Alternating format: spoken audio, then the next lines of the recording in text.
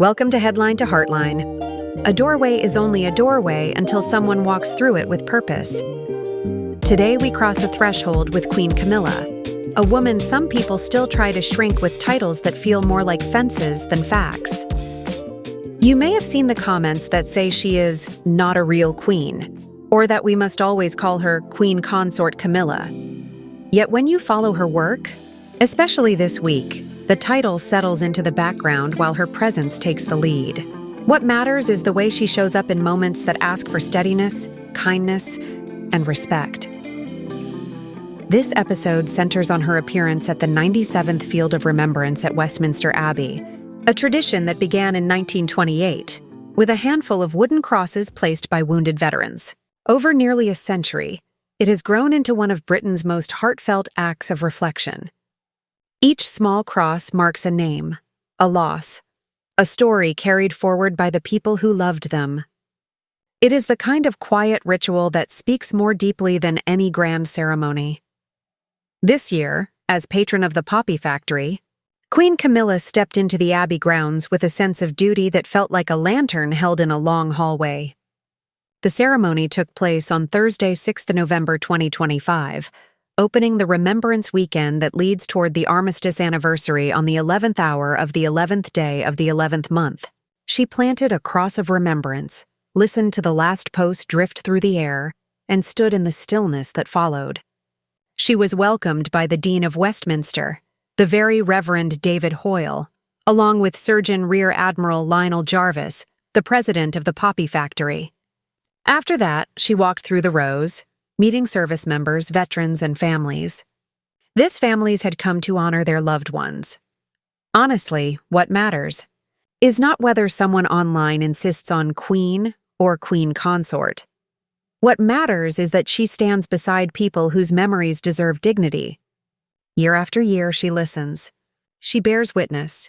She carries the emotional weight of remembrance with the people who come to this small field, asking for nothing more than to know their loved ones are not forgotten. That kind of leadership doesn't shout. It simply returns again and again with care and consistency. And here is why veterans matter in a way that goes beyond ceremony. Veterans are living bridges between the world we enjoy and the costs that built it. They carry stories in their bones, so we can carry freedoms in our daily lives. When leaders show up to honor them, it teaches all of us to trade quick opinions for slow gratitude. We need more public figures to make space for that kind of thanks in plain sight, not just on the big anniversaries, but in the small, steady moments that remind young eyes what service looks like. The more we see it, the better we become at practicing it ourselves. And with that spirit of clarity and respect, let's gently turn to another topic. We are here not only to inform, but also to bring a little quietness into the noise. Recently, there has been talk circling around Virginia Giuffre's book and the rumors tied to it. So let's simply set the record straight without feeding the storm. You may have seen rumors that King Charles paid to make Camilla Queen, sometimes tied to Virginia Giuffre's book. There is no solid evidence for that. Giuffre's memoir centers on her accusations against Prince Andrew, and does not claim that Charles paid her or anyone else regarding Camilla's title. Prince Andrew settled his civil case in 2022 for a large amount, and while some articles have speculated about the source of those funds, nothing has been proven. A separate royal author suggested Charles used Andrew's crisis to secure agreement that Camilla would be styled Queen Consort, a claim the palace pushed back on. What is official is simple.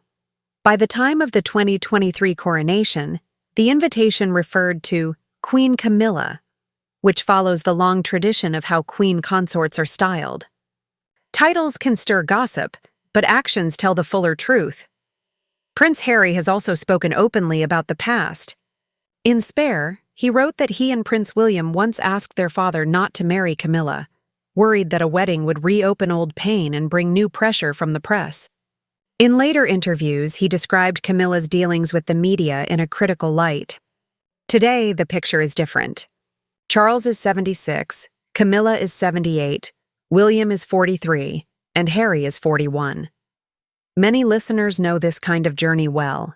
When families grow older, the rough edges of the past don't vanish, but they soften. People mature. They change. They try again. Most of us carry chapters we would rewrite if we could, but we also know that a life is judged by more than its hardest pages. It is also worth noticing the wider arc of service around this moment. Only days ago, the King and Queen were in Rome for a historic visit to the Vatican during the Jubilee year, marking a rare public moment of prayer with a pope and underscoring a message of unity and shared care for our common home. Then, back in London, the Queen's focus turned to veterans and their families. Global platform one week, quiet field the next. The scale changes, but the purpose holds. That is what stands out during remembrance events like this. The Field of Remembrance is not glamorous. It isn't the global spotlight. It is a place for humility, quiet service, and shared memory. And Queen Camilla meets that moment with exactly what it asks for. Her presence tells veterans and their families that their stories still matter at the highest level of public life. In many ways, that is monarchy at its most human, not crowns and carriages, but attention, steadiness, and heart. And honestly, that is why this episode matters. It links the world's grand rooms to its small fields. It shows how service can look like a state visit, and also like 2 minutes of silence with a wooden cross in your hand. It reminds us that leadership is not a title you insist on. It is a practice you repeat.